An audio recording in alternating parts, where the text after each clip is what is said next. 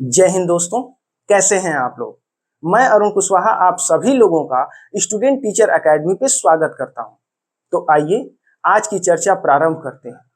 साथियों, इस वीडियो को देखने के बाद आप लोग सी टेट के सिलेबस को विस्तार से समझ सकेंगे तथा उसकी उपयोगिता को भी समझ सकेंगे, क्योंकि जब हम किसी टॉपिक के महत्व को समझते हैं तो उसके साथ हमारा जुड़ाव ज्यादा बेहतर होता है। सी टेट का सिलेबस 3 अलग अलग यूनिट्स में विभाजित है। जो पहला यूनिट है वो है चाइल्ड डेवलपमेंट यानी कि बाल विकास। दूसरा यूनिट है इंक्लूसिव एजुकेशन यानी कि समावेशी शिक्षा। और तीसरा यूनिट है लर्निंग एंड पेडागोजी यानी कि अधिगम एवं शिक्षण शास्त्र। तो आइए इन सभी यूनिट्स को क्रम से समझना प्रारंभ करते हैं। जो पहला यूनिट है, यूनिट 1, वो है चाइल्ड डेवलपमेंट। चाइल्ड यानी कि बाल विकास।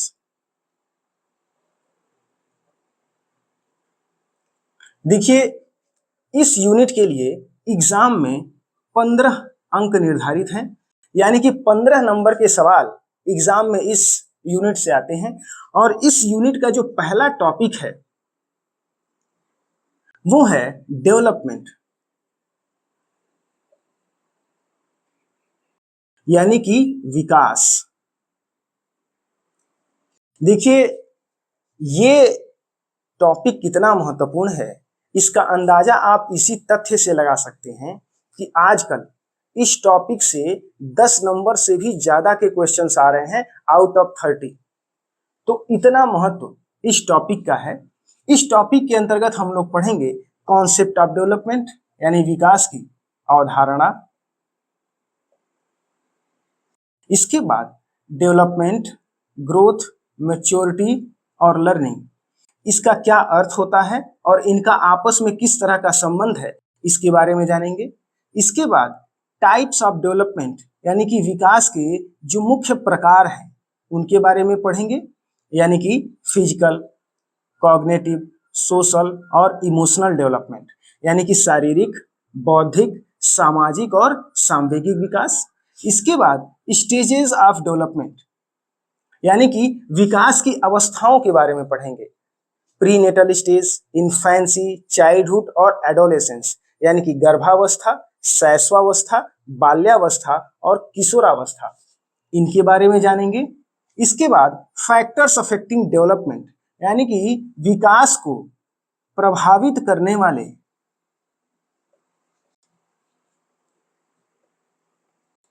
कारकों के बारे में जानेंगे कि वो कौन से ऐसे फैक्टर्स हैं जो डेवलपमेंट को प्रभावित करते हैं। और लास्ट में प्रिंसिपल्स ऑफ डेवलपमेंट यानी कि विकास के सिद्धांतों के बारे में जानेंगे।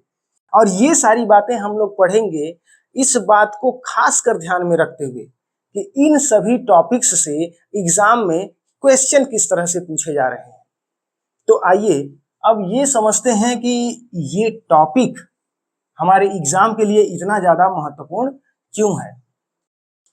देखिए, चाहे राष्ट्रीय पाठ्यचर्या की रूपरेखा 2020 की बात हो या राष्ट्रीय शिक्षा नीति की बात हो, भारत सरकार ने पूरे गाजे बाजे के बाद साथ ये बात स्वीकार कर लिया है कि शिक्षा स्टूडेंट के लिए है, न कि स्टूडेंट शिक्षा के लिए।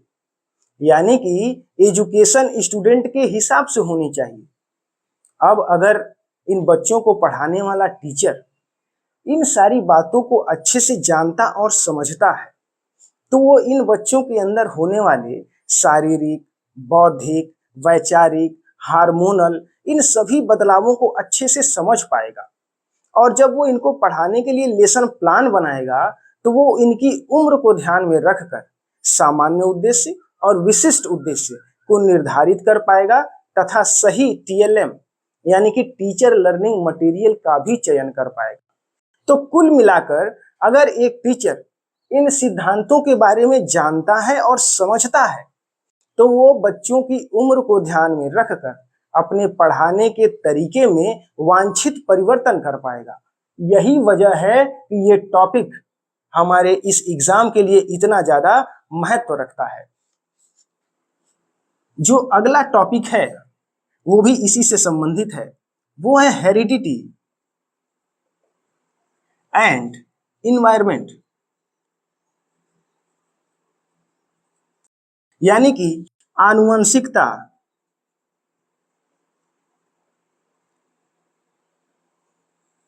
एवं वातावरण। देखिए, इस पूरी धरती पर आज कोई भी इंसान जो भी है, जैसा भी है और जितना भी है, इन्हीं दोनों की वजह से है।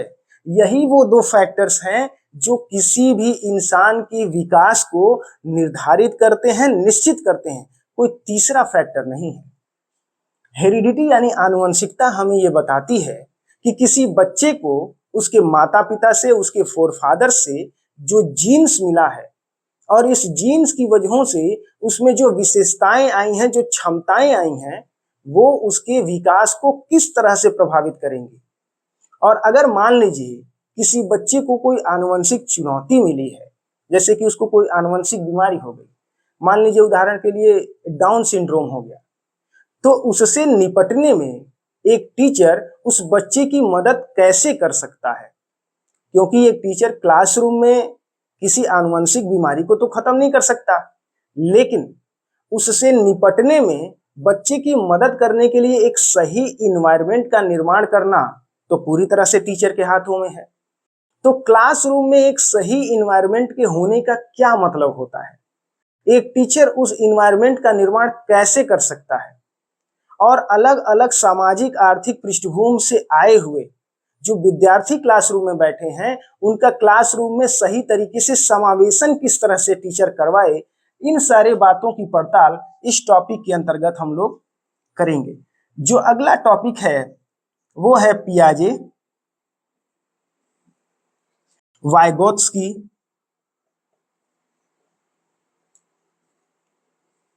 एवं कोहलबर्ग का सिद्धांत। कोहलबर्ग का सिद्धांत देखिए, अगर आपने गौर किया हो तो हर दौर का अपना एक खास ट्रेंड होता है जब लोग उसी तरह से जीना और सोचना पसंद करते हैं।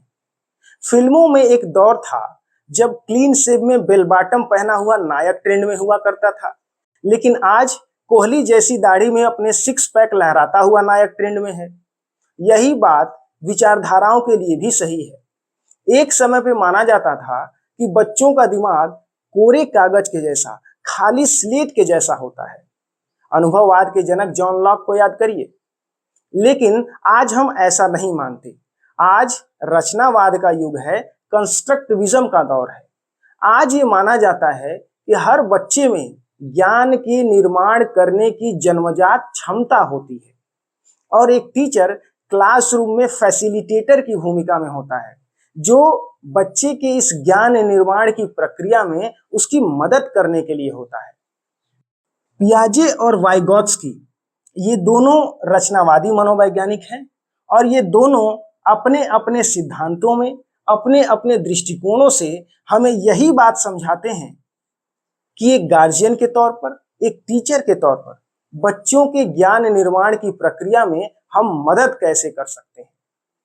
कोहलबर्ग अपने सिद्धांत में हमें यह समझाते हैं कि बच्चों के अंदर स्टेप बाय स्टेप मोरालिटी का डेवलपमेंट यानी नैतिकता का विकास कैसे होता है। तो ये हैं वो तीनों थ्योरीज जो आजकल सबसे महत्वपूर्ण बने हुए हैं, क्योंकि 7 से 8 नंबर के क्वेश्चन सिर्फ इन्हीं थियरी से आ जा रही हैं।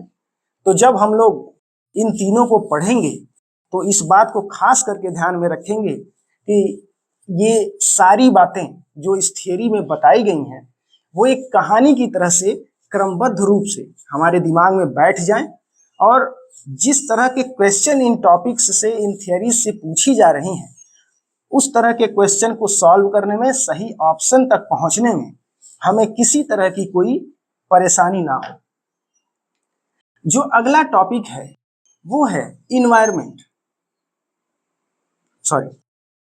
वो है सोशलाइजेशन।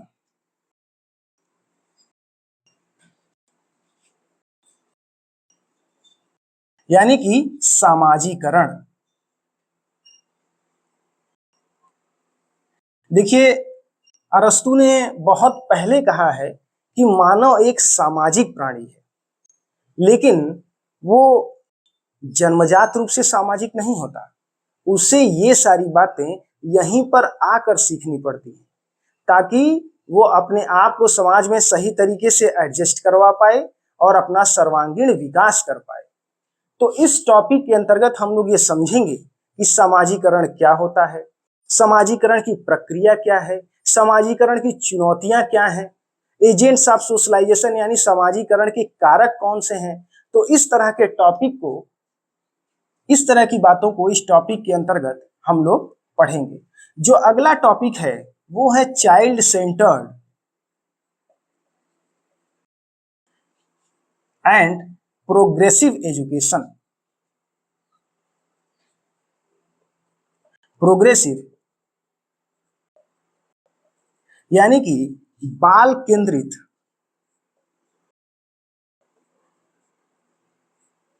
एवं प्रगतिशील शिक्षा।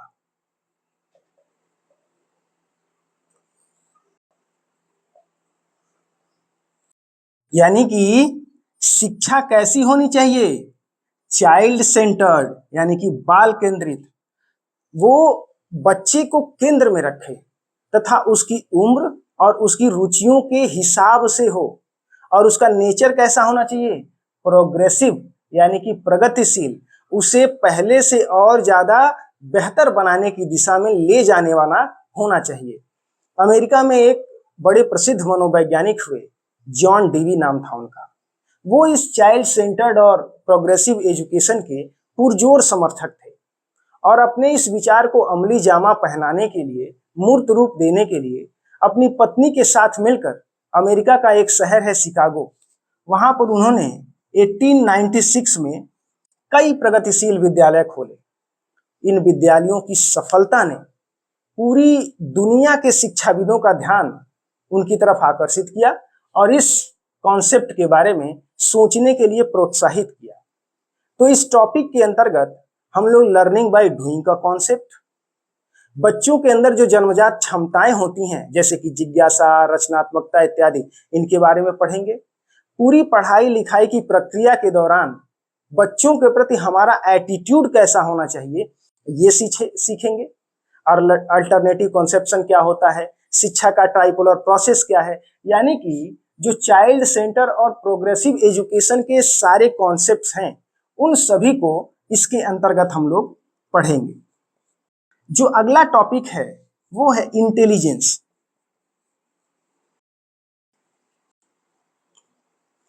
यानी कि बुद्धि।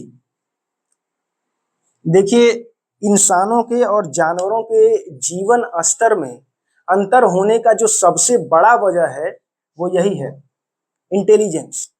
अगर इस दृष्टिकोण से भी देखें तो इस टॉपिक के बारे में हमारा पढ़ना और समझना बनता है।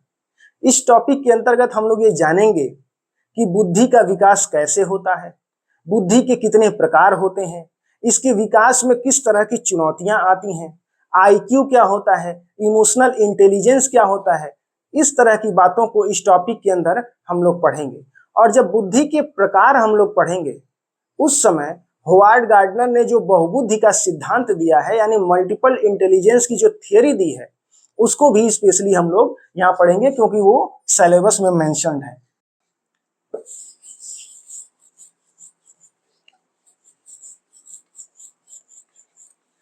जो अगला टॉपिक है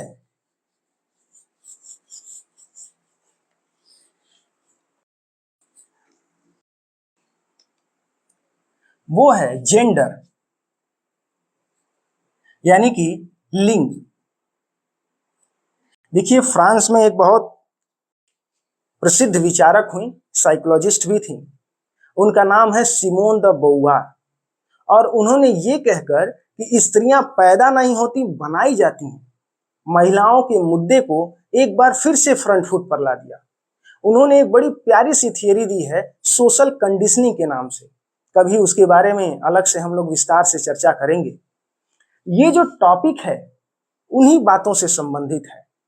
इस टॉपिक के अंतर्गत हम लोग ये पढ़ेंगे कि समाज में महिलाओं को लेकर किस तरह की धारणाएं हैं, समाज में महिलाओं की भूमिकाओं को लेकर किस तरह की पूर्वग्रहिताएं हैं, जेंडर और लिंग में क्या अंतर होता है, एक टीचर के रूप में क्लासरूम में हमारी भाषा कैसा हो, हमारी शब्दावली कैसी हो, हमारा पूरा एटीट्यूड और व्यवहार कैसा हो, जिससे बच्चों के अंदर इस तरह का कोई भी विचार शुरू से ही ना पनपने पाए। इस तरह की बातों को इस टॉपिक के अंतर्गत हम लोग पढ़ेंगे। जो अगला टॉपिक है वो है लैंग्वेज एंड थिंकिंग, यानी कि भाषा एवं विचार। इस भाषा वाले सेक्शन के अंतर्गत हम लोग ये पढ़ेंगे कि भाषा के आधारभूत कौशल कौन कौन से हैं, उनका विकास कैसे होता है और उनके विकास में किस तरह की चुनौतियां आती हैं। इसके अलावा यहीं पर हम लोग चॉम्स्की की थियरी भी पढ़ लेंगे। इस थिंकिंग वाले सेक्शन के अंतर्गत जेपी गिलफोर्ड ने जो डाइवर्जेंट और कन्वर्जेंट थिंकिंग वाली थियरी दी है उसको समझेंगे। थिंकिंग और क्रिएटिविटी, इनमें किस तरह का संबंध है इसको जानेंगे। अल्टरनेटिव थिंकिंग क्या होता है, ब्रेनस्टॉर्मिंग क्या होता है, इस तरह की बातों को इस टॉपिक के अंतर्गत हम लोग पढ़ेंगे। जो अगला टॉपिक है वो है इंडिविजुअल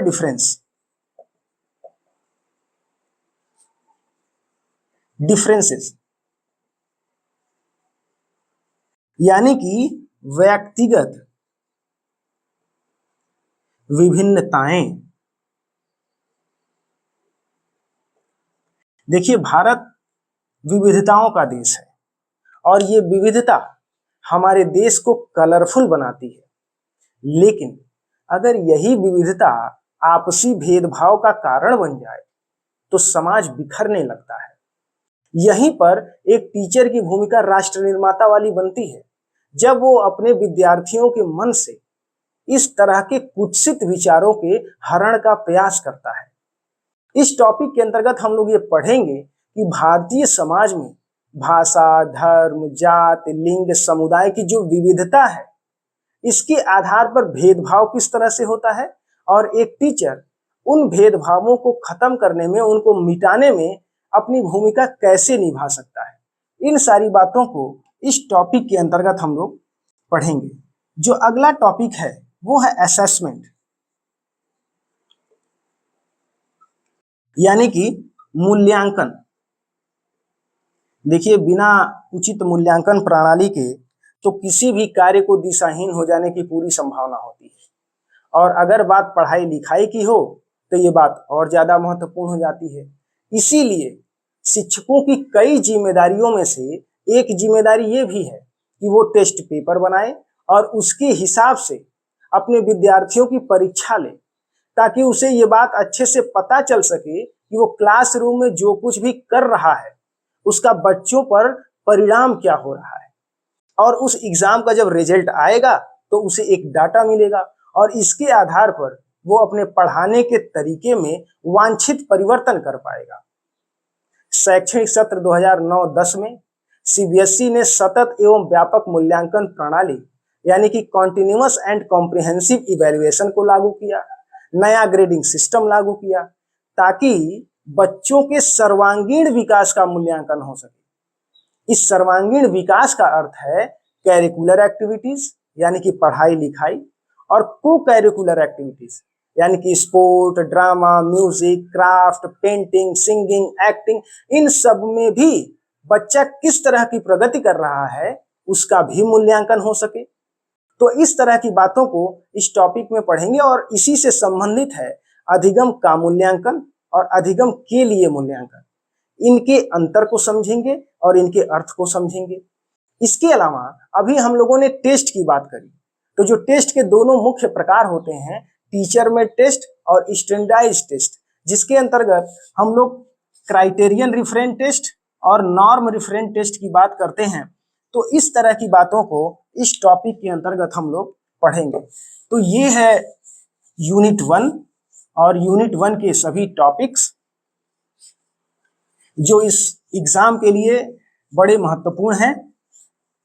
ये इसलिए भी है क्योंकि देखिए सिलेबस हमारा 3 अलग अलग यूनिट्स में विभाजित जरूर है, लेकिन ये आपस में एक दूसरे से बहुत गहरे जुड़े हुए हैं। और अगर आपका किसी भी एक यूनिट पे बहुत अच्छे से कमांड हो गया, मान लीजिए यूनिट 1 आपने बहुत अच्छे से समझ लिया, तो बाकी सारी यूनिट्स को समझने में, उनके क्वेश्चन को सॉल्व करने में आपको किसी तरह की तकलीफ नहीं होगी, बल्कि वो बहुत आसानी से हो जाएगा। जो दूसरा यूनिट है वो है इंक्लूसिव एजुकेशन। इंक्लूसिव यानी कि समावेशी शिक्षा।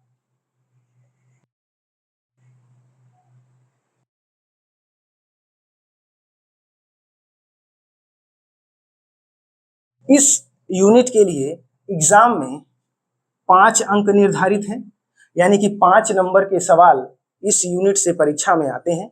ये बड़ा छोटा यूनिट है और क्योंकि इसके अंदर 3 ही टॉपिक हैं। और जो पहला टॉपिक है वो है विभिन्न पृष्ठभूमियों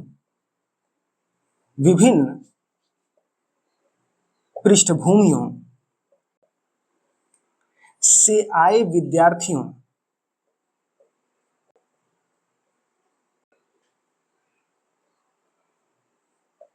की आवश्यकताओं को समझना।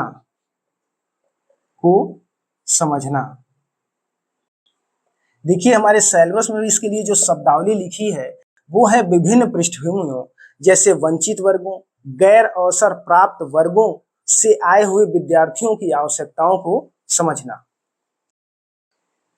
देखिए सरकार ने सभी स्कूलों में एक समान ड्रेस कोड लागू करके सभी विद्यार्थियों को एक रंग में रंगने का प्रयास तो किया है, लेकिन ये पर्याप्त नहीं है, क्योंकि जो कमजोर सामाजिक आर्थिक पृष्ठभूमि के बच्चे हैं उनके मन में एक हिचक बनी ही रहती है। तो एक टीचर ऐसा क्या करे कि इन बच्चों के मन से वो हिचक निकल जाए, वो कॉन्फिडेंस के होकर आत्मविश्वास के साथ अपनी बात को कह सके। यानी कि क्लासरूम में एक टीचर इन बच्चों का सही तरीके से समावेशन कैसे करवा पाए, जिससे ये बच्चे करिकुलर एक्टिविटीज के साथ को करिकुलर एक्टिविटीज में भी बढ़ चढ़ करके हिस्सा लें। इस तरह की बातों को इस टॉपिक के अंतर्गत हम लोग पढ़ेंगे। जो अगला है टॉपिक वो है अधिगम संबंधी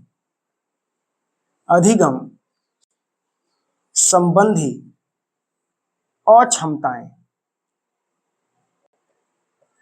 देखिए बच्चों के अंदर अक्षमताएं कई प्रकार की हो सकती हैं। किसी को चलने फिरने में समस्या है, किसी को देखने की समस्या है, सुनने की समस्या, बौद्धिक अक्षमता। अच्छा देखिए ये टॉपिक इतना ज्यादा महत्वपूर्ण है कि इससे हर साल हर पेपर में कम से कम एक क्वेश्चन तो अनिवार्यता आता है, खासकर जो लर्निंग डिसेबिलिटीज हैं उनसे।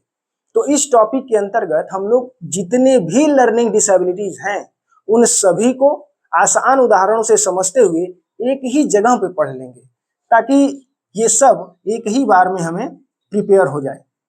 अगला जो टॉपिक है वो है टैलेंटेड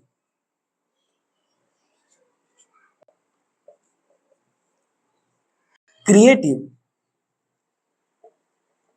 और विशेष आवश्यकता वाले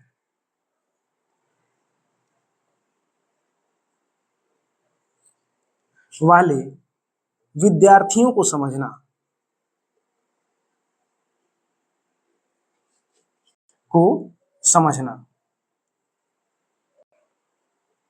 देखिए अगर किसी भी क्लासरूम को ध्यान से देखा जाए तो उसमें विद्यार्थियों के 2 वर्ग नजर आते हैं। पहला है प्रतिभाशाली बच्चे और दूसरा है विशेष आवश्यकता वाले बच्चे। प्रतिभाशाली बच्चे उन बच्चों को कह सकते हैं जो चीजों को समझने में आवश्यकता से कम समय लेते हैं या फिर वो चीजों को जल्दी सीख जाते हैं। और दूसरे बच्चे हैं विशेष आवश्यकता वाले बच्चे। ये उन बच्चों को कह सकते हैं जो चीजों को समझने में आवश्यकता से अधिक समय लेते हैं। तो ये विशेष आवश्यकता वाले बच्चों के अंतर्गत हमें दो तरह के बच्चों के बारे में पढ़ने को सिलेबस में दिया है, एक है टैलेंटेड, दूसरा है क्रिएटिव। लेकिन एक और प्रकार होता है, वो है इंटेलेक्चुअली ब्राइट।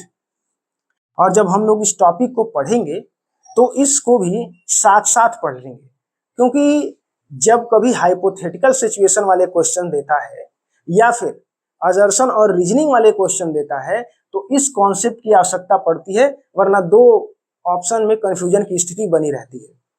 और विशेष आवश्यकता वाले बच्चों के अंतर्गत हम लोग ये पढ़ेंगे इन बच्चों की विशेषताएं क्या होती हैं, कैसे ये समझेंगे कि ये बच्चा विशेष आवश्यकता वाला है, और उसकी मदद करने के लिए एक टीचर उसको क्लास वर्क कैसा दे और होमवर्क कैसा दे, जिससे साल के आखिर तक आते आते क्लासरूम के सभी विद्यार्थी लगभग एक प्लेटफॉर्म पर आ जाए। तो इस तरह की बातों को इस टॉपिक के अंतर्गत हम लोग पढ़ेंगे। ये दूसरा यूनिट था। जैसा कि मैंने आपको प्रारंभ में ही बताया कि ये काफी छोटा यूनिट है और कॉन्सेप्चुअल है, पूरी तरह से समझ पे आधारित है। अगर आपने इसे एक बार ध्यान से पढ़ लिया तो एग्जाम में ये 5 नंबर आपके लिए पक्के पक्के हैं। किसी तरह की कोई डाउट नहीं रहेगा कि आपको इस यूनिट के सवालों से कोई चुनौती मिले। बड़े आसानी से इन सवालों के साथ आप हैंडल कर ले जाएंगे। जो थर्ड यूनिट है वो है लर्निंग एंड पेडागोजी। वो है लर्निंग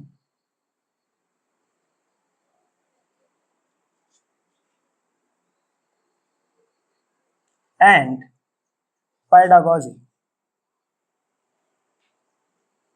यानी कि अधिगम एवं शिक्षण शास्त्र।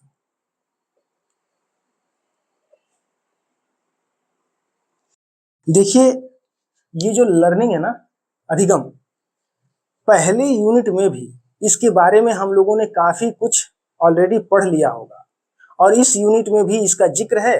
तो यहाँ पर भी हम लोग पढ़ेंगे कि लर्निंग क्या होती है, उसकी प्रक्रिया क्या है, उसमें किस तरह की चुनौतियां आती हैं, लर्निंग एक प्रोडक्ट है कि प्रोसेस है। इस तरह की बातों को इसके अंतर्गत हम लोग समझेंगे। लेकिन तीसरे यूनिट में जो सबसे ज्यादा जोर दिया गया है वो पेडागोजी यानी कि शिक्षण शास्त्र के ऊपर, क्योंकि एक टीचर को ये बात बहुत अच्छे से पता होनी चाहिए कि उसको क्लासरूम में पढ़ाना कैसे है, क्योंकि सरकारी विद्यालयों में कुछ तो ऐसा गड़बड़ हो रहा है जिसकी वजह से सरकार को निपुण भारत जैसी योजना चलानी पड़ रही है। अगर क्लास 3 में पढ़ने वाला कोई विद्यार्थी साधारण जोड़ घटाना नहीं कर पा रहा है, हिंदी भाषी का होने के बावजूद अपने हिंदी की किताब नहीं पढ़ पा रहा है, तो ये तो बड़ी चिंता की बात है। खैर, इस टॉपिक के अंतर्गत हम लोग ये जानेंगे कि बच्चे सोचते कैसे हैं और सीखते कैसे हैं, और जब उनका टेस्ट लिया जाता है, परीक्षा ली जाती है, तो वो एग्जाम में अच्छा प्रदर्शन क्यों नहीं कर पाते। शिक्षार्थियों की लर्निंग स्ट्रेटेजीज कौन कौन सी होती हैं, अधिगम और अध्यापन की बुनियादी प्रक्रियाएं कौन कौन सी हैं, ये सारी बातें हम लोग थॉर्नडाइक के ट्रायल एवं एरर थ्योरी के अनुसार समझेंगे और यहीं पर हम लोग ब्लूम की टेक्स्टोनॉमी को भी समझ लेंगे। इसके अलावा शिक्षा और समाज, इनमें आपस में किस तरह का संबंध है, ये एक दूसरे को किस तरह से प्रभावित करते हैं, इस बात को समझेंगे। और सबसे बड़ी बात, इस पूरी पढ़ाई लिखाई की प्रक्रिया के दौरान अगर किसी बच्चे से कोई भी गलती होती है, चाहे वो करिकुलर एक्टिविटीज में हो जाए या को करिकुलर में एक्टिविटीज में हो जाए, एक टीचर के तौर पर हमारी भाषा, हमारी शब्दावली, हमारा व्यवहार, हमारा एटीट्यूड उस बच्चे के साथ, उस सिचुएशन के साथ कैसा होना चाहिए, इस तरह की बातों को इस टॉपिक के अंतर्गत हम लोग पढ़ेंगे। जो दूसरा टॉपिक है यूनिट थर्ड का, वो है कॉग्निशन एंड इमोशन, यानी कि संज्ञान एवं संवेग। देखिए, इस टॉपिक के अंतर्गत हम लोग ये समझेंगे कि हमारा जो मेंटल प्रोसेस है वो हमारे इमोशंस से कैसे जुड़ा हुआ है।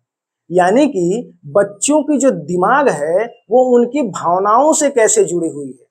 उदाहरण के लिए मान लीजिए क्लास में पढ़ाते हुए हम कोई ऐसा एग्जाम्पल दें जो बच्चों को इमोशनली कनेक्ट करता हो, तो उस बात को बच्चे जल्दी समझेंगे, या फिर हम कोई ऐसा एग्जाम्पल दें जो उनको लॉजिकली कनेक्ट करता हो, उस बात को बच्चे अच्छे से समझेंगे। इस तरह की बातों को इस टॉपिक के अंतर्गत हम लोग पढ़ेंगे। और इसी टॉपिक से संबंधित रिंजोली ने एक 3 रिंग मॉडल दिया है, उस थ्योरी को भी हम लोग साथ साथ पढ़ लेंगे। जो अगला टॉपिक है वो है मोटिवेशन, यानी कि अभिप्रेरणा। देखिए, बिना मोटिवेशन के ना तो कोई कार्य प्रारंभ हो सकता है, न जारी रह सकता है, न ही अपने अंतिम परिणाम तक पहुंच सकता है। चाहे वो मोटिवेशन एक्सटर्नल हो या इंटरनल हो, होना चाहिए। आज अगर आप भी ये सीटेट की परीक्षा पास करने के लिए प्रयास कर रहे हैं तो इसके पीछे भी तो एक मोटिवेशन है कि अगर ये एग्जाम पास हो गया तो मैं अपनी परीक्षा के एक कदम और नजदीक हो जाऊंगा। यही बात बच्चों की पढ़ाई लिखाई के ऊपर भी लागू है।